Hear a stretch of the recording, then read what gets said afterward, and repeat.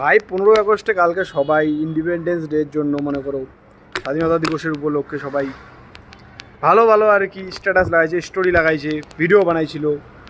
কিন্তু কিছু কিছু চমন চুতিয়া আছে সালা, ওদের সব কিছুতেই প্রবলেম। বলছে যে না আমাদের দেশ তো স্বাধীন হয়েছে, এটা কি স্বাধীনতা, বিচার হচ্ছে না স্টুডেন্টের, চাকরির, এটার ওটার।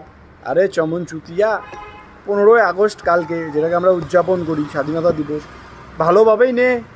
এত কিসের পরের দিন বল, তারপরের দিন বল, দুদিন পর বল, না এই চমন চুতিয়া সেদিনই বলতে লাগবে।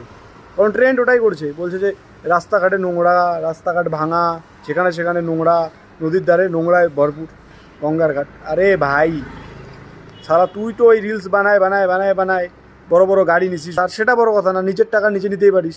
তুই সালা ওই গাড়ি থেকে যে কুরকুরে খাতে খাতে খাতে যে রাস্তায় ফেলে যাস, ওটাকে পরিষ্কার করবে বোকা ছেলে ড্যাশ। আর সালা 15 আগস্টের দিনেও এদের প্রবলেম।